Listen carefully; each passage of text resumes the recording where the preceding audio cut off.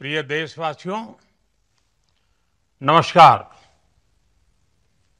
हम सभी ने बीते दिनों में देश का सामर्थ्य और उसका संयम दोनों देखा है। मैं सबसे पहले भारत की पराक्रमी सेनाओं को, सशस्त्र बलों को, हमारी खुफिया एजेंसियों को, हमारे वैज्ञानिकों को, हर भारतवासी की तरफ से सैल्यूट करता हूं। हमारे वीर सैनिकों ने ऑपरेशन सिंदूर के लक्ष्यों की प्राप्ति के लिए असीम शौर्य का प्रदर्शन किया। मैं उनकी वीरता को, उनके साहस को, उनके पराक्रम को आज समर्पित करता हूं। हमारे देश की हर माता को, देश की हर बहन को और देश की हर बेटी को ये पराक्रम समर्पित करता हूं। साथियों, 22 अप्रैल को पहलगाम में आतंकवादियों ने जो बर्बरता दिखाई थी, उसने देश और दुनिया को झकझोर दिया था। छुट्टियां मना रहे निर्दोष मासूम नागरिकों को धर्म पूछकर उनके परिवार के सामने, उनके बच्चों के सामने बेरहमी से मार डालना, यह आतंक का बहुत विभत्स चेहरा था, क्रूरता थी। ये देश के सद्भाव को तोड़ने की घिनौनी कोशिश भी थी। मेरे लिए व्यक्तिगत रूप से ये पीड़ा बहुत बड़ी थी। इस आतंकी हमले के बाद सारा राष्ट्र, हर नागरिक, हर समाज, हर वर्ग, हर राजनीतिक दल एक स्वर में आतंक के खिलाफ कड़ी कार्रवाई के लिए उठ खड़ा हुआ। हमने आतंकवादियों को मिट्टी में मिलाने के लिए भारत की सेनाओं को पूरी छूट दे दी और आज हर आतंकी, आतंक का हर संगठन जान चुका है कि हमारी बहनों बेटियों के माथे से सिंदूर हटाने का अंजाम क्या होता है। साथियों, ऑपरेशन सिंदूर ये सिर्फ नाम नहीं है, ये देश के कोटि कोटि लोगों की भावनाओं का प्रतिबिंब है। ऑपरेशन सिंदूर न्याय की अखंड प्रतिज्ञा है।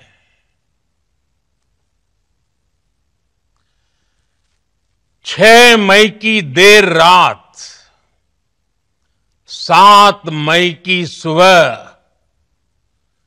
पूरी दुनिया ने इस प्रतिज्ञा को परिणाम में बदलते देखा है। भारत की सेनाओं ने पाकिस्तान में आतंक के ठिकानों पर, उनके ट्रेनिंग सेंटर्स पर सटीक प्रहार किया। आतंकियों ने सपने में भी नहीं सोचा था कि भारत इतना बड़ा फैसला ले सकता है। लेकिन जब देश एकजुट होता है, नेशन फर्स्ट की भावना से भरा होता है, राष्ट्र सर्वोपरि होता है, तो फौलादी फैसले लिए जाते हैं, परिणाम लाकर दिखाए जाते हैं। जब पाकिस्तान में आतंक के अड्डों पर भारत की मिसाइलों ने हमला बोला, भारत के ड्रोन्स ने हमला बोला, तो आतंकी संगठनों की इमारतें नहीं, बल्कि उनका हौसला भी थर्रा गया। बहावलपुर और मुरिद के जैसे आतंकी ठिकाने एक प्रकार से ग्लोबल टेररिज्म की यूनिवर्सिटीज रही है। दुनिया में कहीं पर भी जो बड़े आतंकी हमले हुए हैं, चाहे 9/11 हो, चाहे लंदन ट्यूब बॉम्बिंग हो, या भारत में दशकों से जो बड़े बड़े आतंकी हमले हुए हैं, उन सब के तार कहीं ना कहीं आतंक के इन्हीं ठिकानों से जुड़ते रहे हैं। आतंकियों ने हमारी बहनों का सिंदूर उजाड़ा था, इसलिए भारत ने आतंक के ये हेडक्वार्टर्स उजाड़ दिए। भारत के इन हमलों में 100 से अधिक खूंखार आतंकवादियों को मौत के घाट उतारा गया है। आतंक के बहुत सारे आका बीते 2.5-3 दशकों से खुलेआम पाकिस्तान में घूम रहे थे, जो भारत के खिलाफ साजिशें करते थे। उन्हें भारत ने एक झटके में खत्म कर दिया। साथियों, भारत की इस कार्रवाई से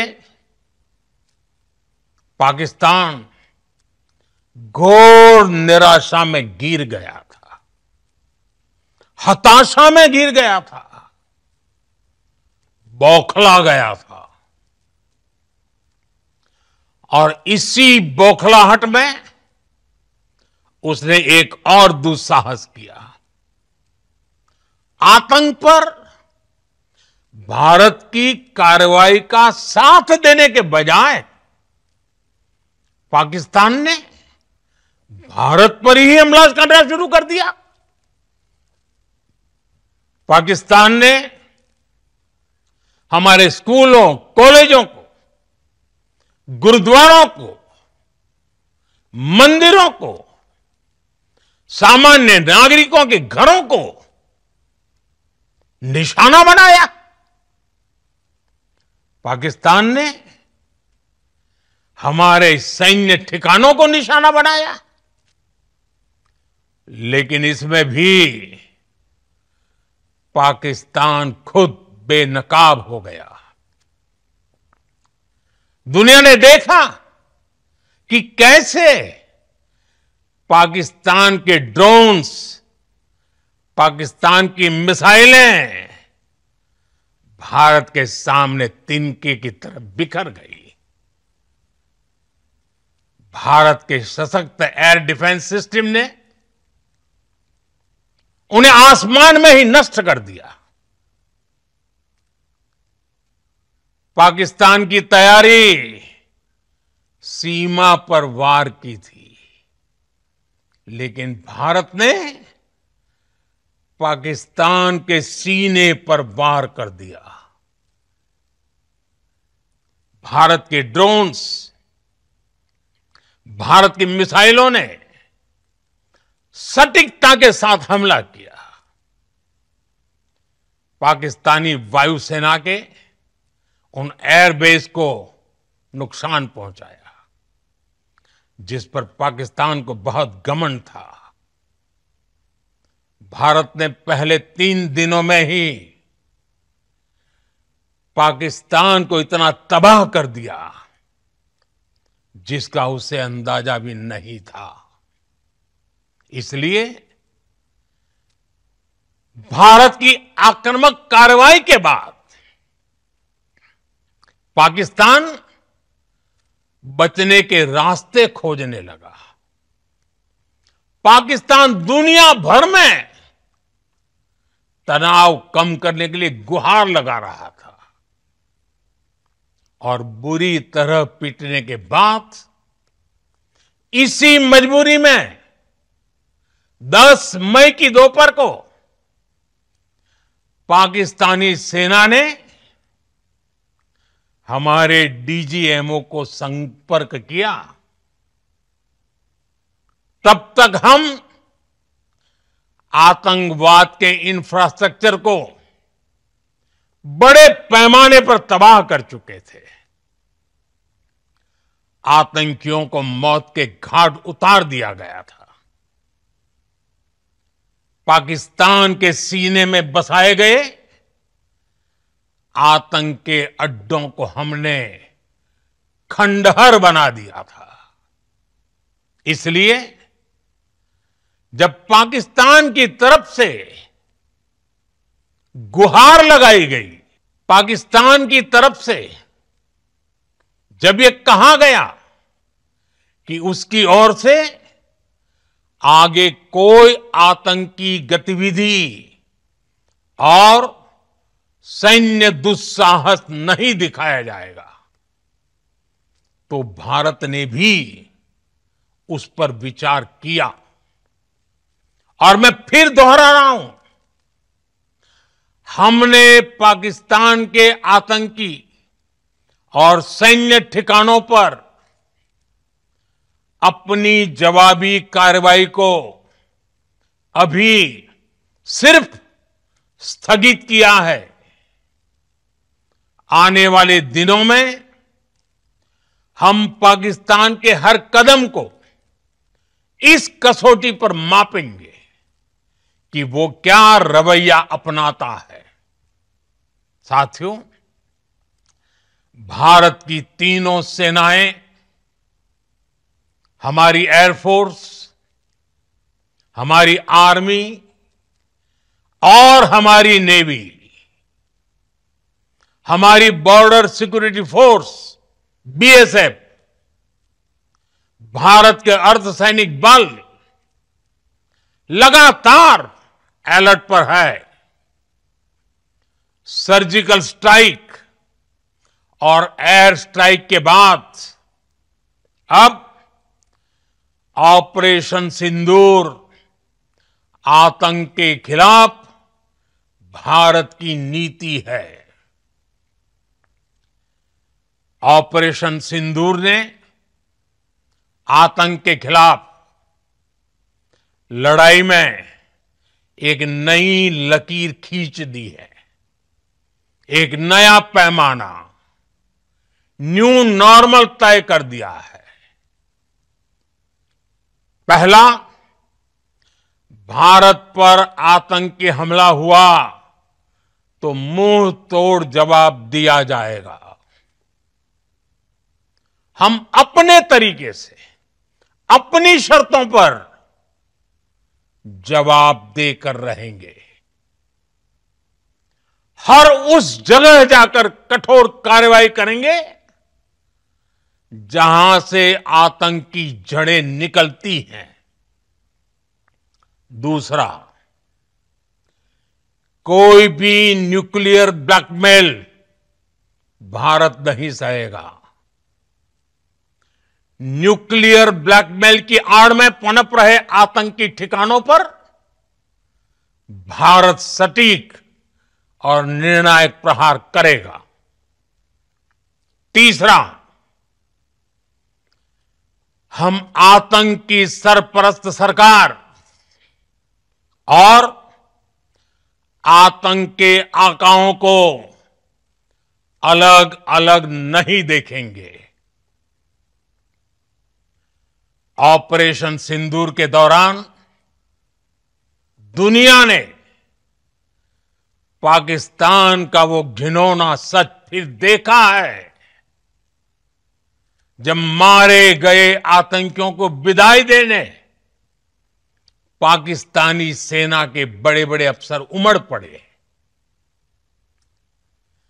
स्टेट स्पॉन्सर्ड टेररिज्म का यह बहुत बड़ा सबूत है। हम भारत और अपने नागरिकों को किसी भी खतरे से बचाने के लिए लगातार निर्णायक कदम उठाते रहेंगे।